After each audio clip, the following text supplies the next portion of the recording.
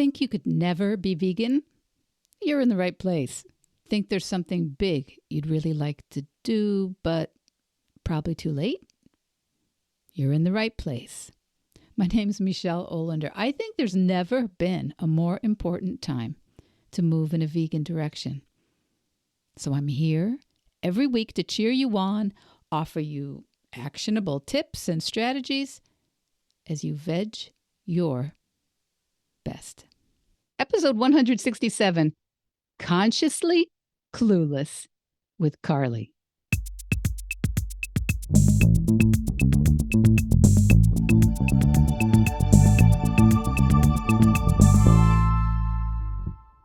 Welcome back, my Veg Your Besties. Welcome back. Welcome if you're new to Veg Your Best podcast. And you know, I have a business friend who loses her damn mind when she listens to this podcast, and I'm featuring another vegan podcaster. I know. Maybe she thinks they're competition. I think that they are my colleagues. They are my people. There cannot be enough vegan podcasters. That's my point of view.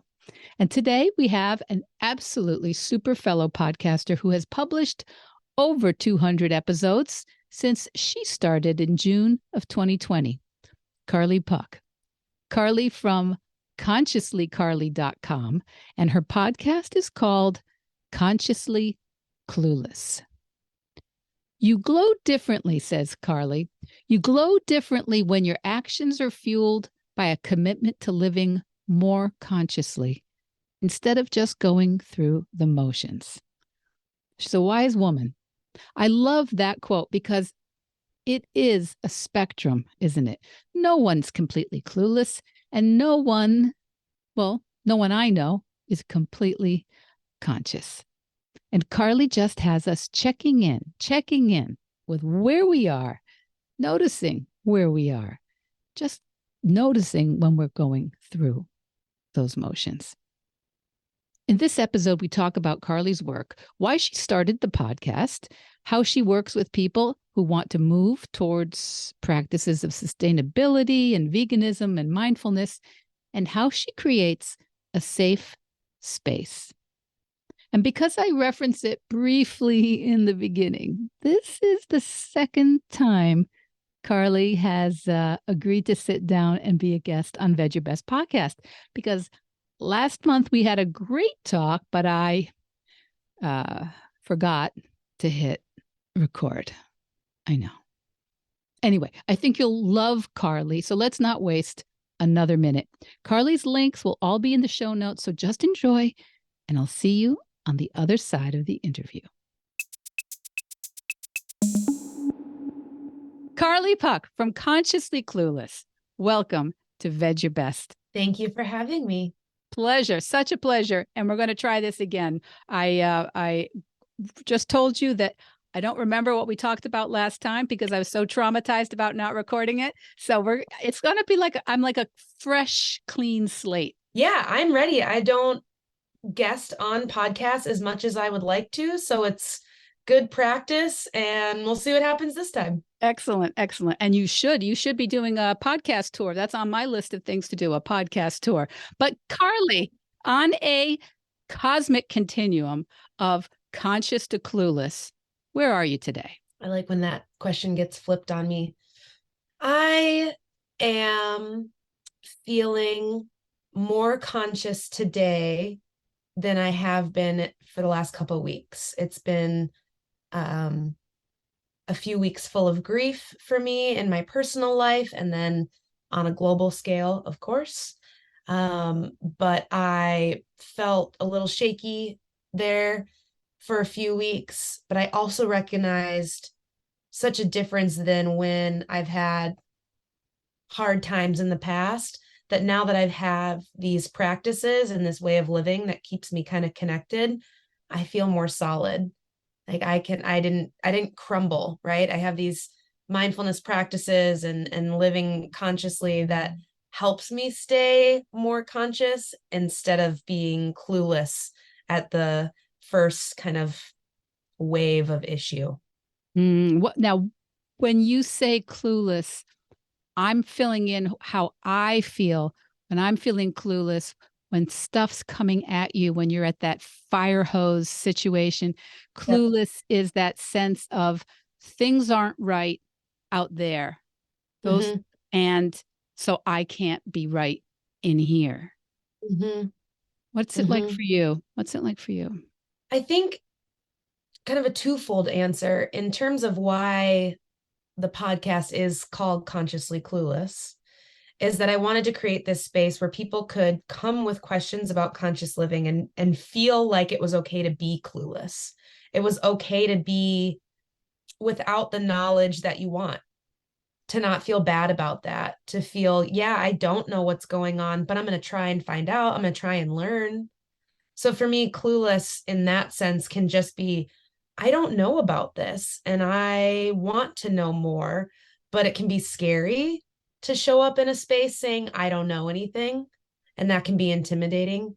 So I think partly is just feeling really like, I don't know anything here. And then on a personal level, feeling clueless and out of sorts is really when I'm not taking care of myself and I'm in the fire hose situation where I'm just keeping things like trying to put out fires. I'm keeping things at bay, but I am struggling to really feel connected.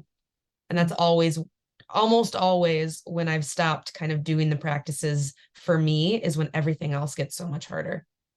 So, one of the reasons why I really wanted to have you on the podcast when I found out about you, which was well into your podcasting journey, um, we have similar, we're very different generations, and we have very similar ideas, I think, of welcoming people where they are and Mm-hmm. and acknowledging that you don't have to know everything to start.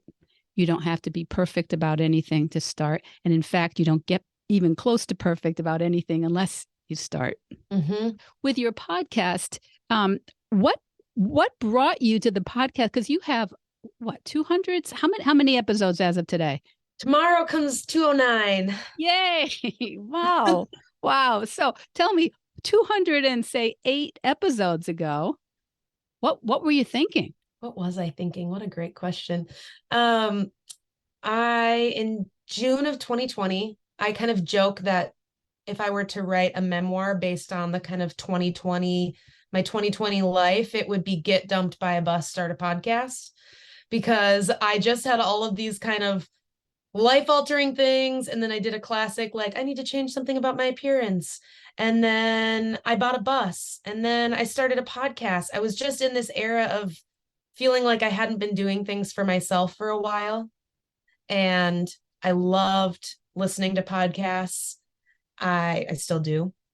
And I love learning and talking to people about things that I can learn. And when I started learning about sustainability and mindfulness and went vegan specifically, I noticed a lot of online spaces felt like I had to be perfect. It felt like if I was in that vegan Facebook group, if I said, yeah, I would buy groceries for my mom that weren't vegan when she's sick. I actually said that and got kicked out of a Facebook group. And um, it just didn't feel like there was any space to show up clueless and to ask questions without feeling judged. And so the more I thought about that, I was working a full-time job still. It wasn't my heart work. And I thought I maybe this would be a good adventure. I think honestly was in the beginning of let's see what happens and let's create a space where people can show up and be clueless and learn and not feel bad about it. So I just Googled how do you start a podcast and 208 episodes later, here we are. The barrier to entry is not too bad. No, no, that's why there's a billion podcasts out there with 3 or 4 episodes published. Yeah, because it gets more challenging after maybe episode 10 or 14. I don't know. Where for you did you go? I don't know. I don't know. Honestly, and this is so corny, there's other things I've done this about, but I just love doing this. There are times where I wish it had been more lucrative or it was easier. That was more when I was still working my full-time job, but there was never a time I wanted to not do it because it's been kind of life-giving for me. Oh, good. Oh, good. Because I do think that that is what you offer with the podcast. People have said to me a few times, why are you interviewing other vegan podcasters? I'm like, there cannot be enough vegan podcasters. There just can't be. And tell me a little bit about how you would describe your typical listener. I would say my audience skews female. Although a lot of do have quite a bit of male listeners, but if I'm talking about the average, it would be a woman between 20 and 70. I mean, it really does seem to span the gamut in terms of age. I think some of that is based on topics in different episodes too, because I do talk about a couple of different lanes of things. Um, and I know a lot of listeners are not people who already live 100% vegan or 100% as sustainably as they can. I know a lot of people are coming there to learn. You know, there are some podcasts you go to it's like a peer conversations and learn on that way. I listen to some podcasts like yours and learn things about being vegan and about things that are different than maybe someone who's like at an intro level. I don't know. There's just different episodes for different things. I think both of us probably pull in people on different parts of their journeys. So I know that we're supposed to get really specific about our ideal listener. And I'm like, but what about everyone listening? Yeah, tell the business coaches to turn off right now. Yeah, exactly. They're like, you have to niche. And I'm like, no, everyone will listen. Well, I said the other day, or maybe even this week, that so far on my podcast, I have never spoken with or actually met anyone who's been vegan since birth.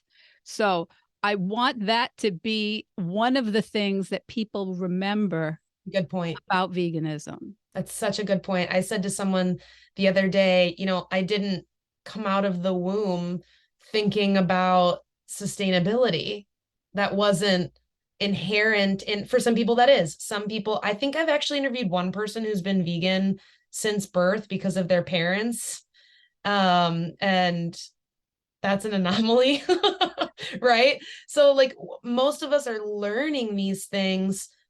And I just had a great conversation with a guest on my podcast earlier today, recording just about how this sense of shame people feel when they learn that they've maybe been contributing to the climate crisis with fast fashion or with not being vegan or with whatever it is.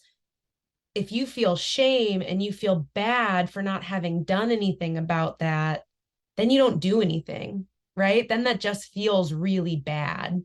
But if you can hear those things and think, how do I do this? How do I do something about this? Or be brave enough to learn more and listen to podcasts like this, that can totally change the outcome. It's absolutely true. If we could just berate everybody and humiliate everyone into all the great things in life, I mean, I'd Yeah. volunteer. Uh-huh. Uh-huh. And it's one of those things too that it took me a while to realize. And I want to share this because I appreciate you said, you know, we both kind of tell people come to this space where you're at, right? Do with that what you will. And that was hard for me in some ways in the beginning because I felt like, oh my gosh, the key to my health being better, the key to the planet feeling, why isn't everyone listening to me? I swear this will help. And even though I fully know that's not how I respond to things, my best friend since I was 8 years old, she went vegan when we were 12. And I continued to hunt and fish and do all the other things you do in northern Minnesota. And she didn't berate me or shame me or anything. She was just my friend. And I have to think about her all the time because in the beginning, I definitely was like, why aren't people listening?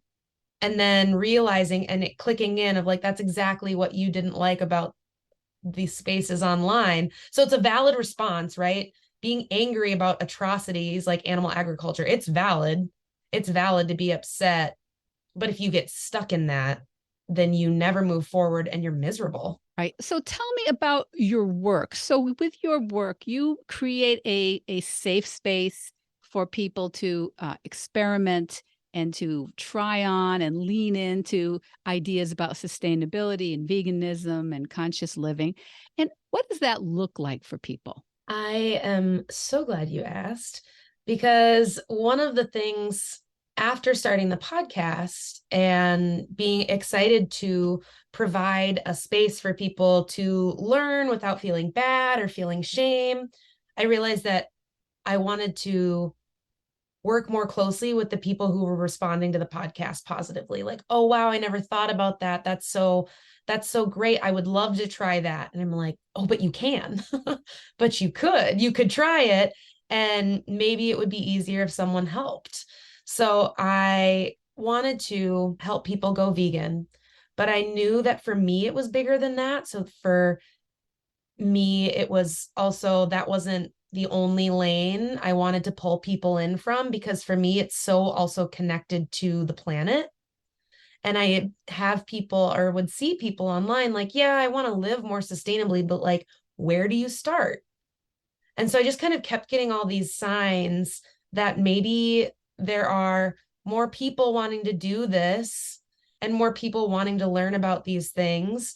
But because of so many factors in our world, don't know where to go, don't have the resources to, whatever it is. So I started my coaching business kind of based on that philosophy as well, of letting people show up wherever they're at if they're interested in any aspect of conscious living, which for me is veganism and sustainability and mindfulness, because I think all of them kind of go together and build that foundation of a conscious life. So I work with people one-on-one.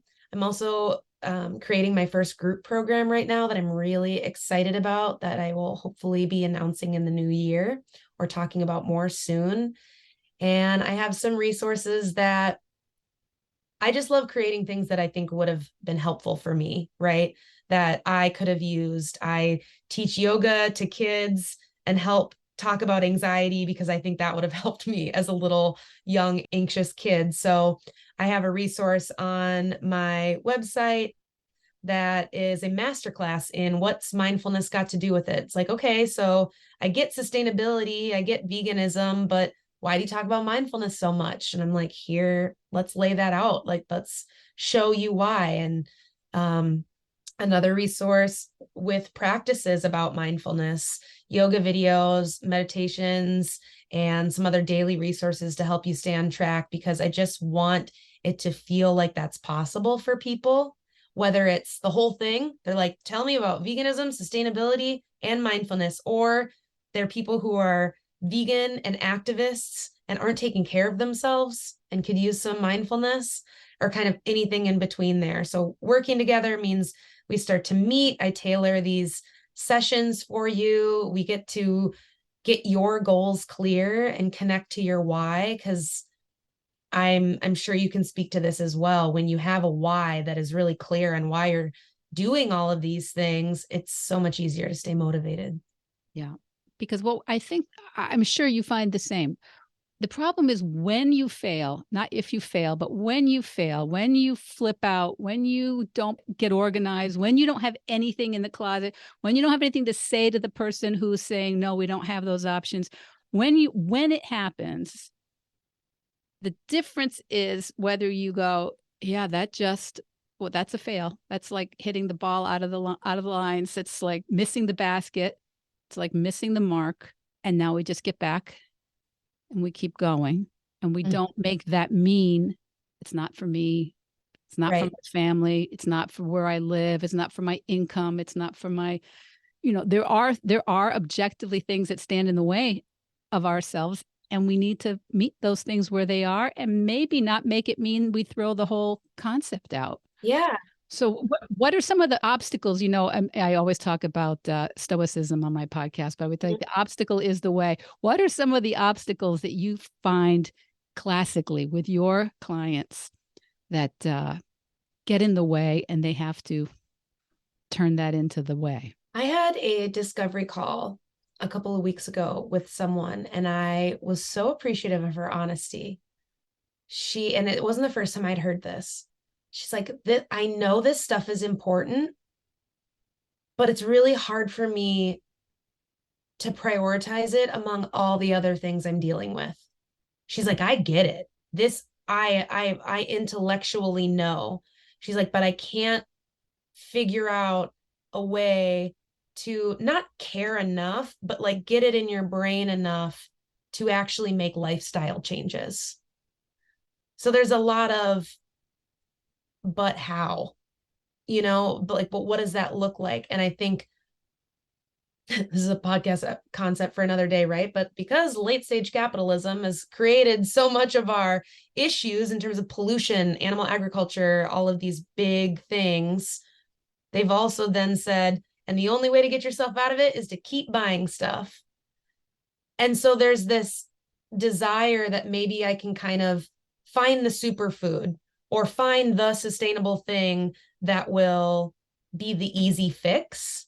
I think people sometimes also are looking for an easy fix. And that can be a tough pill to swallow sometimes when you're like, yeah, it's actually about shifting your mindset. We got to talk with our mindset and talk about, stoicism and obstacles. And okay, so if we have so many things in our way and there are so many barriers that our systems put in place, I always tell people, don't get in your own way. There's enough things trying to get in the way already. There are enough things you have to jump over. Don't add yourself to one of the issues. Don't add your own excuses and your own issues as another barrier when it could be an ally. That's a great one, because we do have to make friends with what's real, with where we are. Yeah, truly. And accept it and not be mad at ourselves and feel, again, go back to shame, because you just don't move anywhere from shame. Yeah. Now, why do you think, I mean, honestly, I would love to buy my way out of every problem I've ever had. I think that's like, if you talk about late stage capitalism, that's the hope, right? That we can just find the pill, buy the item, move to the place.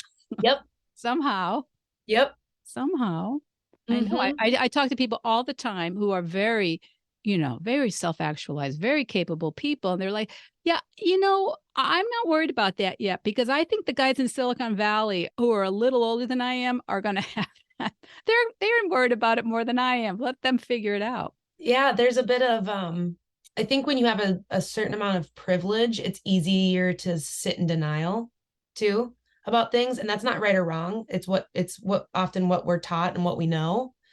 But that is kind of a fact, right? Where I'm like, well, yeah, I'm in northern Minnesota where I'm not fully seeing or feeling the effects of the climate crisis. So I get to be like, I don't know, does it really matter? I'm not being affected. I can deal with all the other stuff. And we think of it as a someday thing when we have a certain amount of privilege versus the people that are already dealing with the effects. And that's something, again, we have to kind of accept hard things sometimes. It's not right or wrong. No, it's just how our brains work, right? It's just we're looking for the evidence to support what we're already doing, because gosh, that would be easier. Yes. So nice to not have to change. Yes, 100%.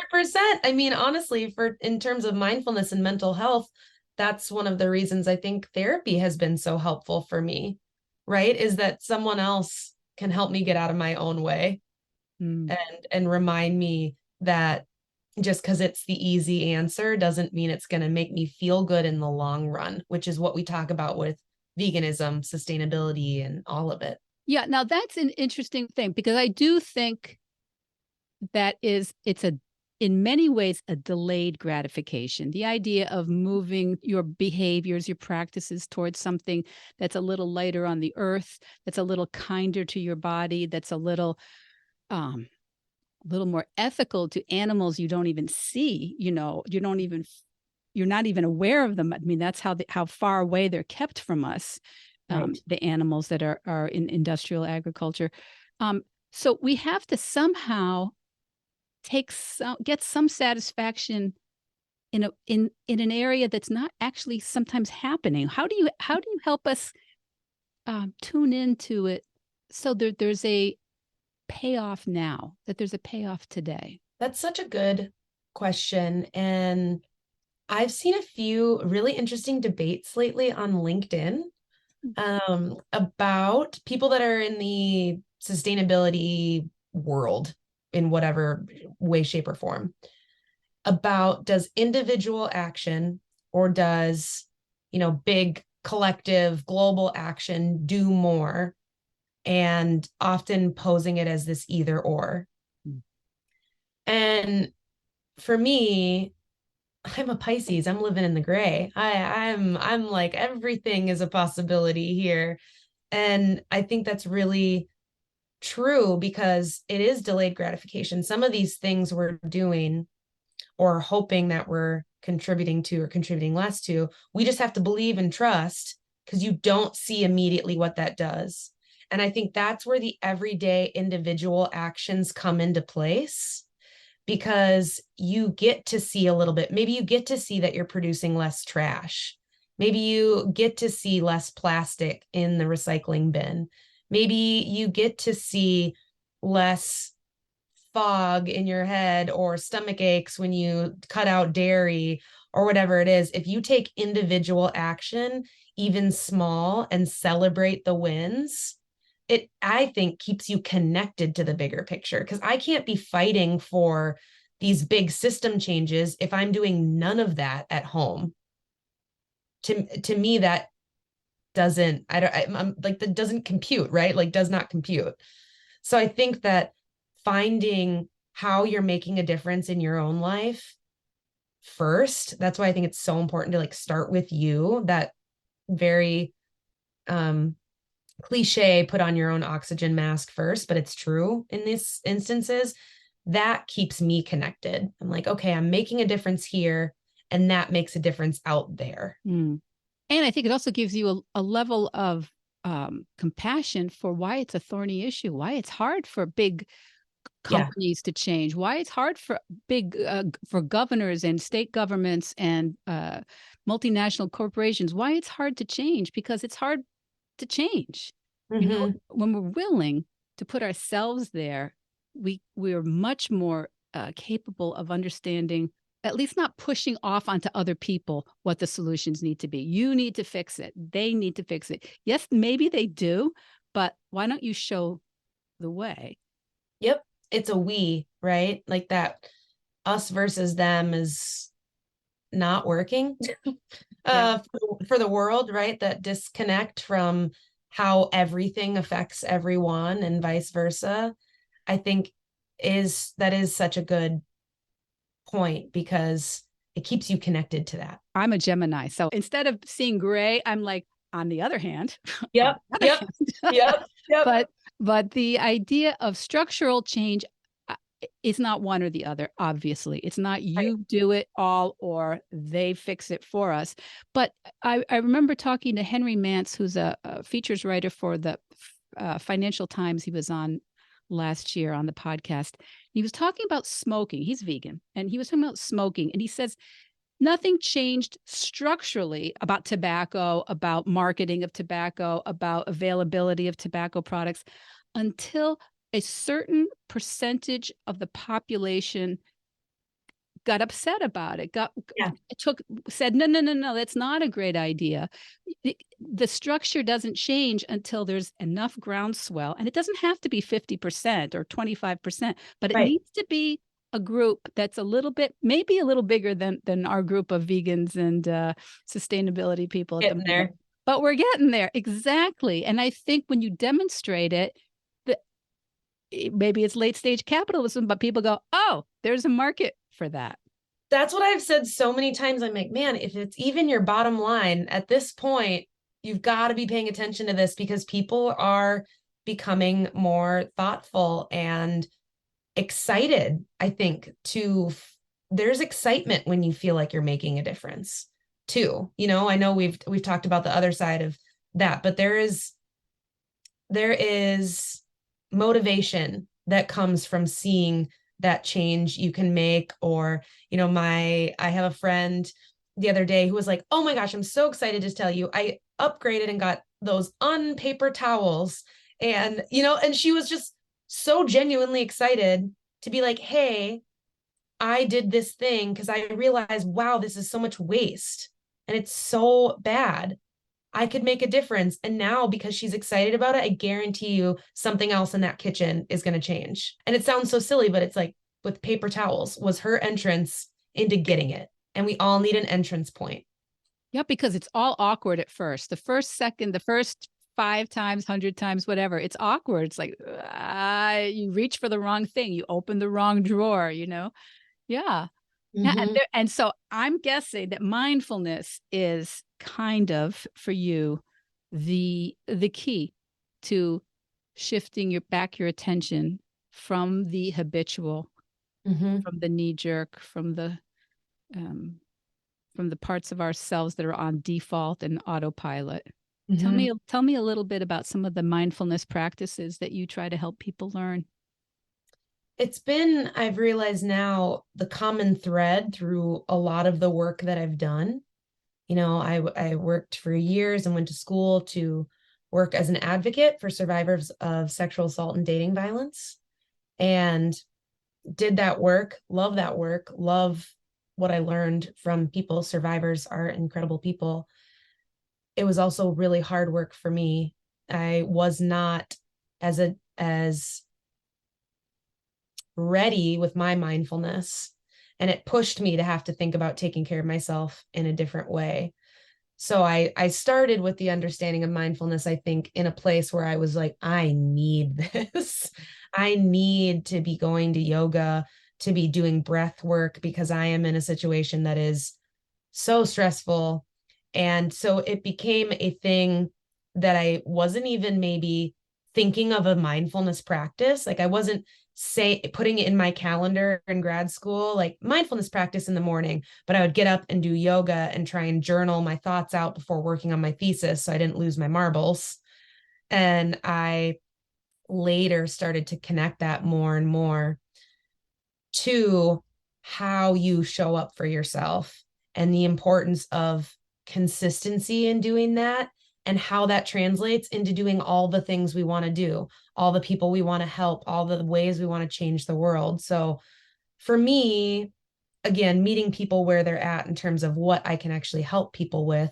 I have a background in yoga and meditation and mindfulness and trauma informed yoga. So I really like helping people figure out a way to use their thoughts and to use their anxious brains or whatever it is as a skill, as a power, as a, oh my gosh, your brain is so active and you want to do so many things. Let's calm it down a little bit so you can do one thing at a time and really focus in. So it's a lot of breathing practices. There are a lot of yoga. I incorporate this into my coaching too, depending on what people want. I love doing shaking meditations and dancing meditations to just get all of that stored, stagnant energy we haul around out of our bodies so we can bring in the really good stuff.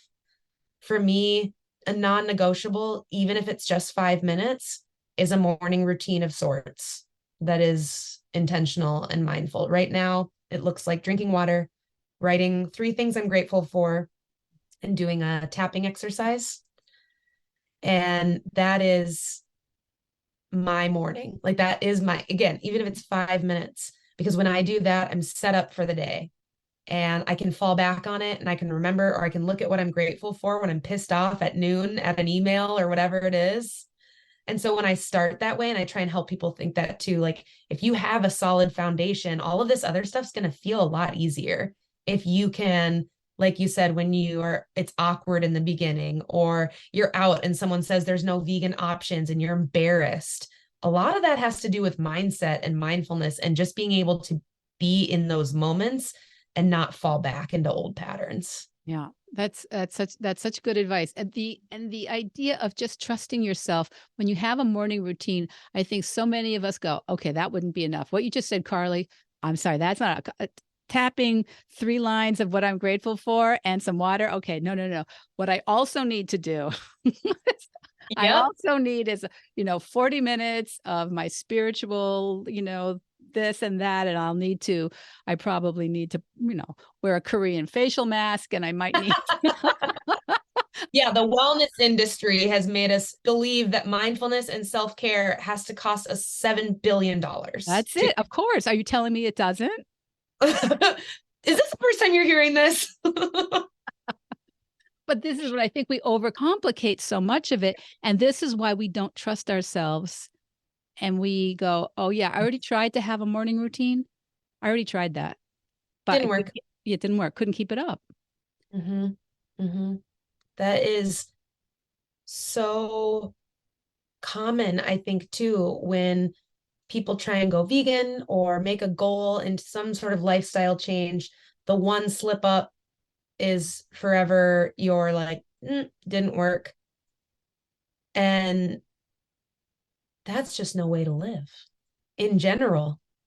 I know that it's work and it takes some perseverance, but I think a lot of people understand setting goals and seeing results in other ways. In business, we're really good in our Western world about like business goals, and a lot of times like fitness goals, not necessarily tied to your actual physical body, but more like, what do I look like in the gym?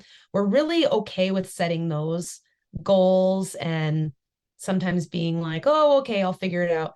But with these deeper things that require us to be a little bit more self-reflective, it's easier to give up sometimes when you screw up once. I'm not faulting anyone for that. I don't want to say like I'm like it's really easy and you should do better. But I just mean like it is the easier route. It is totally the easier route sometimes. It just doesn't pay off.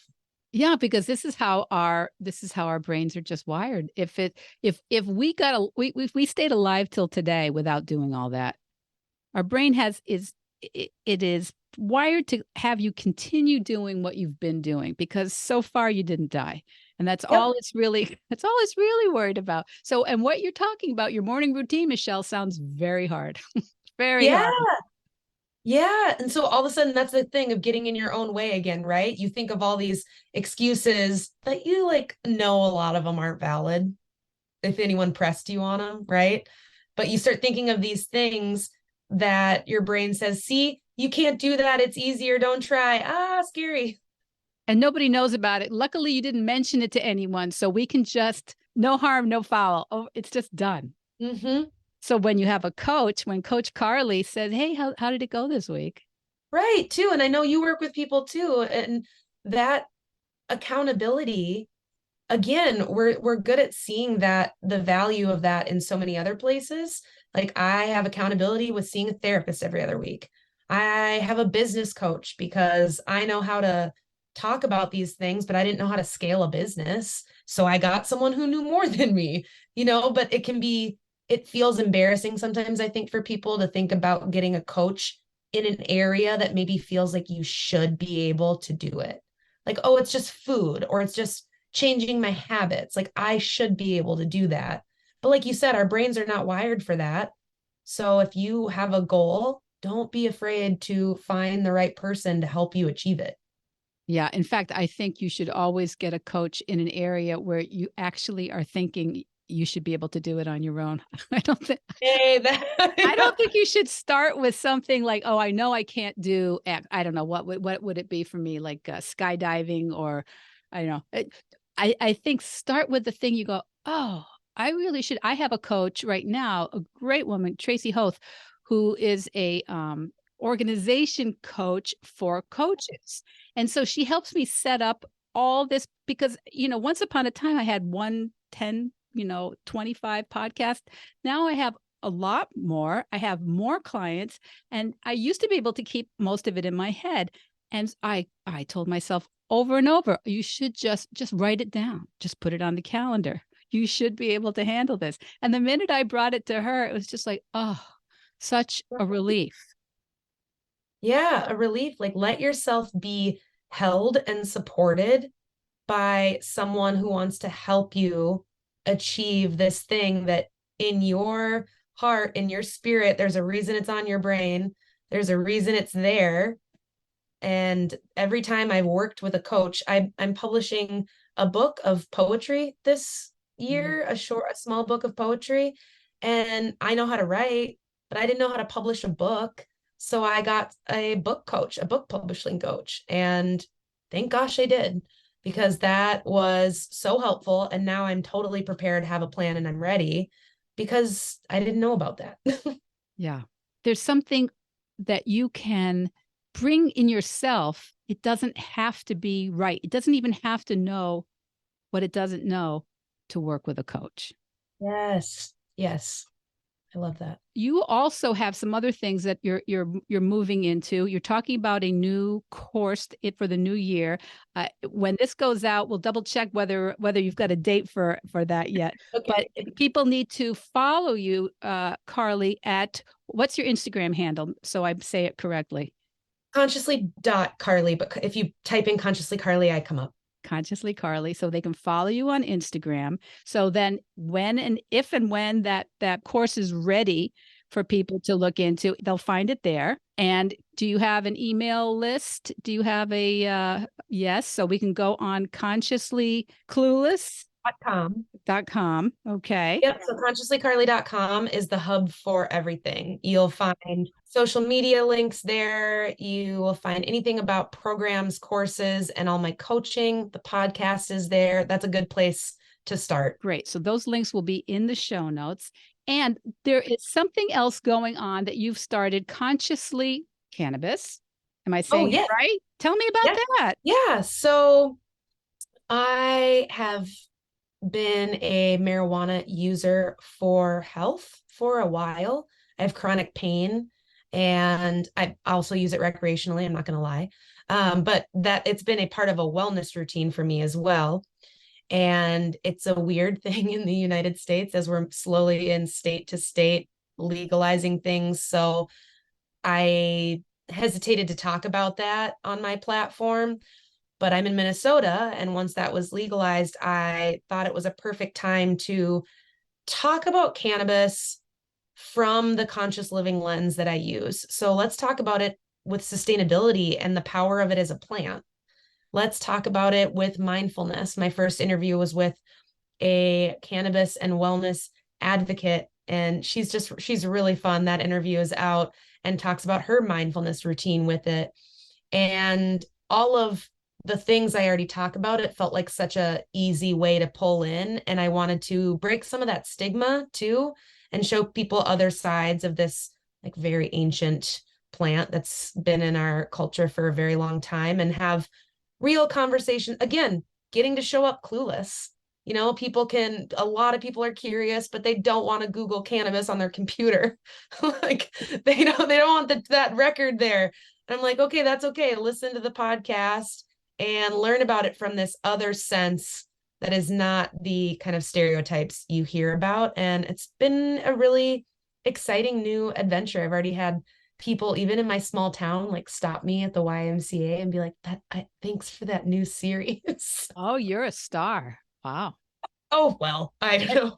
When they stop you in person. I'm a very small town. I need that to be very clear, like very small northern Minnesota. So, but thank you. Oh, that's great. But but it's part of the real world and meeting people where they are, and for people to get to know you a little better and to decide how, maybe, maybe someone who was interested in that sort of usage Mm-hmm. be nervous talking to somebody like me. But if it's part of what they want, you become the person they would like to work with and like to talk to. And maybe, so you talked about a discovery call. Is that the first way people get to decide whether you might be a good fit for them as a coach? Yeah, usually I get a direct message on social media or an email of just kind of like, I saw this, tell me more. And I chat a little bit, just making sure that we're aligned. Once in a while, I think, especially because I talk about mindfulness, sometimes people will reach out to me and it's like more what they're needing is therapy. Mm. Once in a while that happens, just, and I do talk about stuff like that a lot, so I get it. So there is a little bit of back and forth to make sure we're on the same track. And then you can set up a free discovery call so we can really chat one-on-one and be like, what's your goals? What's this look like? And how can I help you? That's great. I can't imagine that there aren't thousands of people listening right this second who want to set a discovery call up with you, Carly. Well, thank you. I very much appreciate that. And I can't wait to see all the thousands. Yeah. So I hope my listeners, and there are all kinds of people to share this podcast with. So I hope you'll share it so Carly can talk to some of those people that we love. Yeah. And I so appreciate you having this podcast and the conversations you have as well, because I do think sometimes things like veganism or whatever are seen as like this young hip trend that it's too late for me. And I mean, people say that at like all ages, but Yeah. I think that that's a common thread, right? So I love that you're having this conversation and saying like, hey, women who aren't 25, we can talk about these things. You can make a difference. You can still feel that difference. Like, I'm so appreciative of the space that you have as well.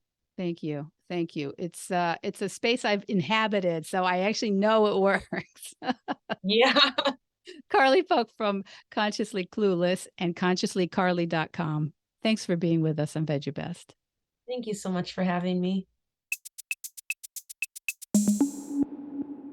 So, what did you think of Carly Puch from Consciously Clueless podcast? I'm so grateful Carly gave me another hour of her time to share with you. And I'm so glad that you, my veggie bestie, that you invested another hour of your time here on Veg Your Best.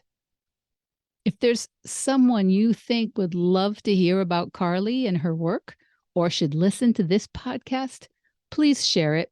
Please share it. That's exactly how the podcast grows.